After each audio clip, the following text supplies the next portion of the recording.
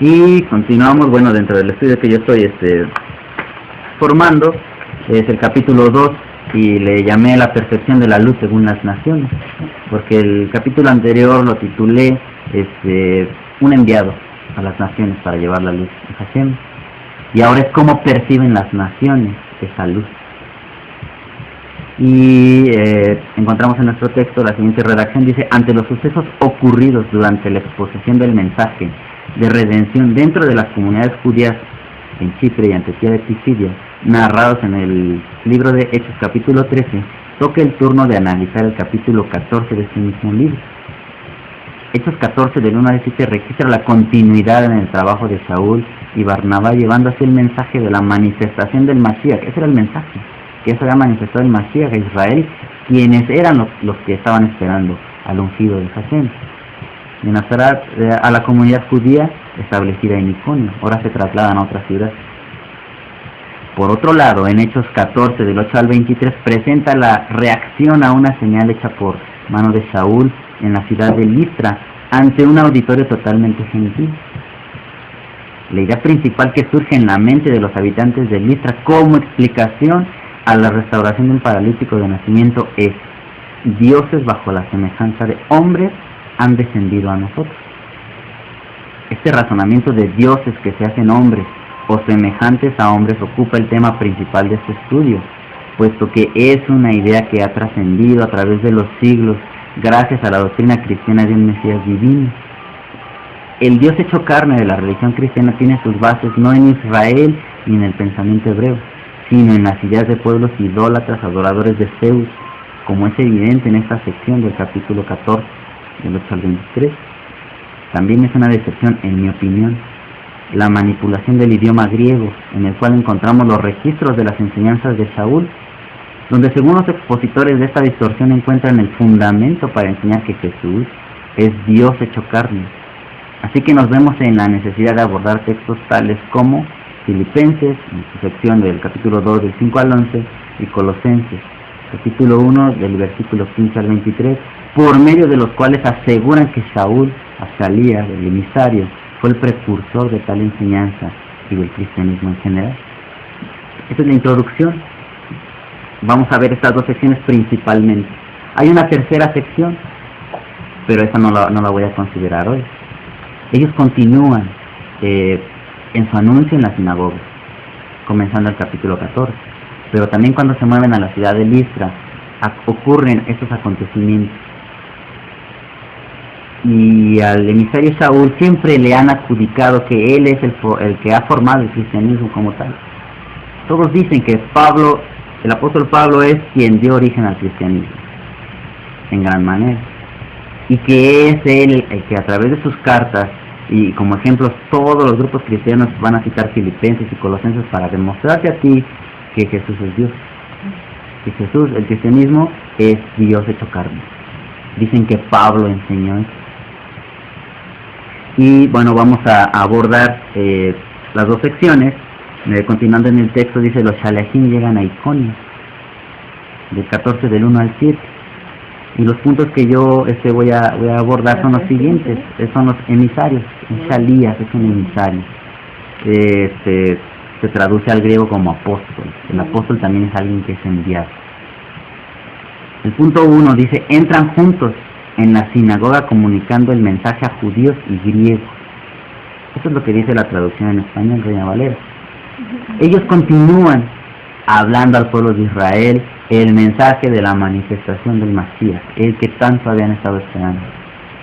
Y también aparece la palabra griegos en el versículo 1, que el mensaje fue anunciado tanto a judíos como a griegos. Pero mucha gente piensa que esos griegos eran griegos como tales, o sea, gente que tenía la cultura helenística, gente que pertenece a las naciones que no son Israel, pero ese término es helenon, ahí está entre paréntesis, y hace referencia a un judío que ya no tiene su identidad como tal, o que la ha perdido y que la está recuperando, que se ha asimilado entre la cultura griega, pero que está recobrando su identidad hebrea. O sea, son judíos que quizá ya no tienen tanta fuerza, tanto apego a las costumbres judías, al estilo de vida, y también al idioma, pero están en la búsqueda de regresar y de dejar atrás la asimilación. Y vemos que Shaul entra a una sinagoga. En la sinagoga no están los gentiles. La gente que adora a otros dioses no entra a una sinagoga.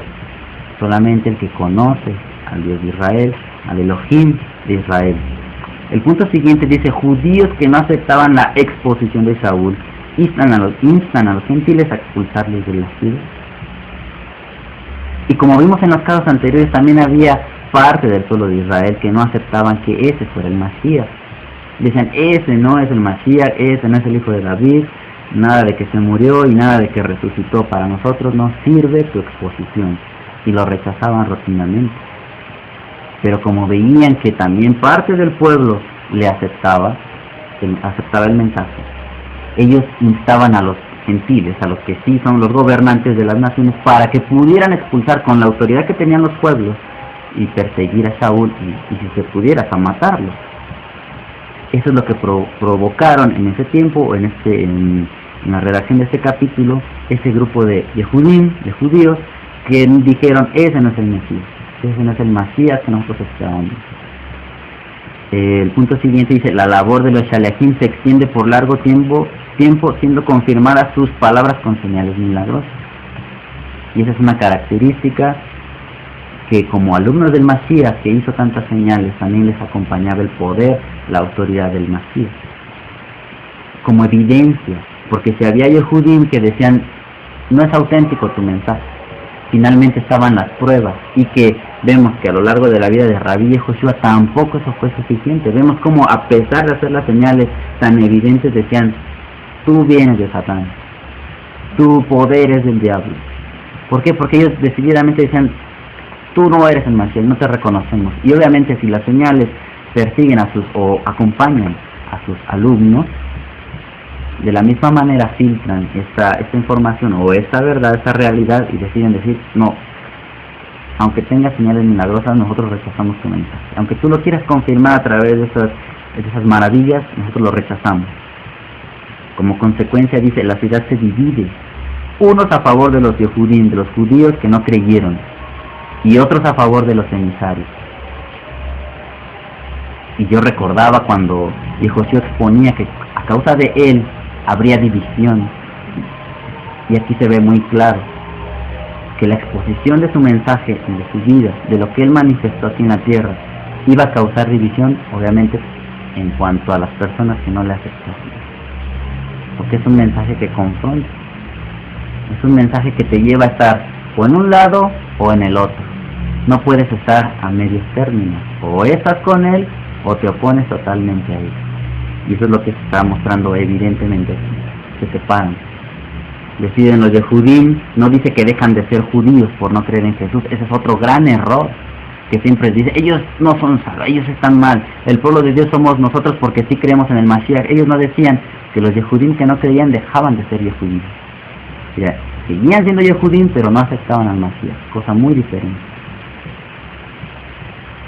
Por último término o punto, en esta sección dice: ante amenazas de muerte, Shaul y Barnabá se trasladan a otras ciudades en la región.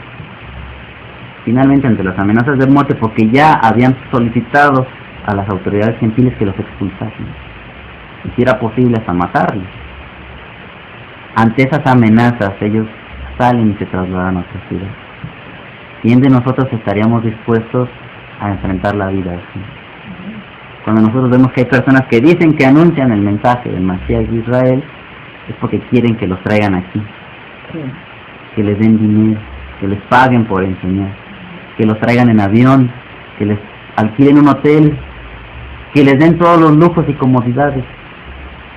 Y no me digan que ellos son alumnos del maestro, como estos alumnos que vemos que exponían su vida. Sí buscaban preservarla porque dice que se trasladan a otra ciudad a manera de que no dejar que los maten. Pero ese es el coste de hablar esa palabra. No es estar haciendo que todos estén contentos contigo y andar rebajando la palabra para que te acepten y te aplauden. Eso no es el punto. La siguiente sección dice: llegada a Listra. Este es el punto más fuerte que vamos a abordar. Es aquí donde vamos a ver cómo reciben esas naciones, esos gentiles, que ya no estamos hablando de un auditorio judío. en la ciudad de Listra ya no se le está hablando a una sinagoga, ya no hace especificación de que estén dentro de una sinagoga, hablándole ya sea a Yehudim o a helenistas. Simplemente comienza de la siguiente manera. En el punto 1 dice: Shaul levanta un cojo de nacimiento. En esta sección no hayamos especificado que el auditorio de los emisarios sea el pueblo judío o judíos helenistas, como en los casos anteriores. Eso ya leímos la sección, en las secciones previas de los hermanos, y ya pudimos leer Hechos 14, esta sección, y nunca vimos que en Listra estuvieran en una sinagoga aún. El punto siguiente dice, Hechos 14:11, aquí está la cita: la gente de Listra, al ver la señal, o sea, de haber levantado ese cojo de nacimiento, dioses bajo la semejanza de hombres han descendido a nosotros. Y aquí tenemos en nuestro texto la porción del texto hebreo: Seoi homoio tentes anthropoi. Aquí vemos la tendencia en los habitantes de Listra por deificar o divinizar la persona de los emisarios a raíz de una señal milagrosa, como ha sucedido en cuanto a la persona de Yehoshua de Nazaret. Esto es lo que hace cualquier persona que no pertenece a Israel. Ve el poder de Elohim manifestándose y dice que esa persona es Elohim, es Dios. Todos tenemos esa, o hemos tenido y hemos escuchado esa perspectiva, que como Yehoshua, el rabí de Nazaret, hacía tantas señales, es Dios, no hay otra opción más que es Dios, nadie hace esas cosas, sino solo Dios. Es más, por ahí hasta hay un comentario que decían, es que ninguno de los profetas antiguos ha abierto los ojos a nadie. Y es donde aprovechan la oportunidad para decir, pues solamente Dios puede hacer eso, ¿no? Y le empiezan a adjudicar cosas que no tienen nada que ver. Esa es la reacción de un gentil, de alguien que no tiene fundamentos en la Torah para filtrar la luz. Y eso tiene que ver con nuestros ojos. El término Seoi, ahí lo pueden ver ustedes, es el que corresponde a Dios, es algo divino. Seoi. El término homoio es lo que eso expresa semejanza. Seoi, homoio. Y antropos es obviamente la palabra que para nosotros es más común escuchar como antropos, de antropología, el estudio del hombre, de la humanidad. Y está diciendo que Seoi, dioses, no dice que son hombres que se hicieron Dios, sino al revés. Divinidades que son semejantes, que están en semejanza a nosotros, que somos humanos. Y eso es lo que han dicho de Rabí Yehoshua. Eso es lo que dicen las naciones que no conocen la Torah. Continuamos el siguiente punto, dice en Hechos 14:13, se traduce que el sacerdote de Júpiter trajo toros para ofrecer en sacrificio junto a la muchedumbre. No obstante, el término traducido como Júpiter es la palabra Dios. Cuando ustedes puedan ver y revisar el texto en griego, no hay ninguna palabra que signifique Júpiter. Es la palabra Dios. La palabra Dios, así, por eso aquí está citado el texto griego. No aparece ningún nombre Júpiter, aparece Dios. Continuamos, dice, usada para nombrar a Zeus en la cultura griega y que ha pasado en nuestro idioma para referirnos a Hashem, el Elohim de Israel. Esta palabra Dios la usaban los helenistas, los griegos, para referirse al dios Zeus de la mitología, a ese ser divino que ellos conocían como el Dios de los cielos. Y ya vemos que ha pasado a nuestro idioma. Esta es la palabra que nosotros usamos y que pronunciamos como Dios. Y eso es lo que ellos dijeron, que esos hombres eran Dios, eran Zeus. Uno de ellos era Zeus. Continuamos, dice, este término Dios le fue aplicado a Barnabás, mientras que a Saúl Hermes, o Hermes. En la traducción al español que nosotros conocemos, se traduce como Júpiter y Mercurio, porque eran los sinónimos a cómo lo transportaban ya a la cultura romana. A Zeus era en cuanto a los griegos, pero la cultura romana ya había modificado el nombre y ya le había puesto Júpiter. O sea, era el mismo Zeus, pero ellos ya le llamaban Júpiter. A Hermes, que era el portavoz de Zeus, porque se supone que Zeus tenía un idioma tan elevado que el ser humano no lo puede entender y necesitaba un traductor. Pues en la mitología griega, Hermes o Hermen era el traductor de Zeus ante los hombres.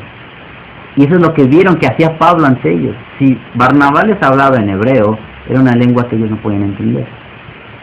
mientras que Saúl, conociendo griego, él sí les hablaba cosas que ellos podían entender, y ya ven la semejanza, ya lo comparan, y dicen, Júpiter, Dios.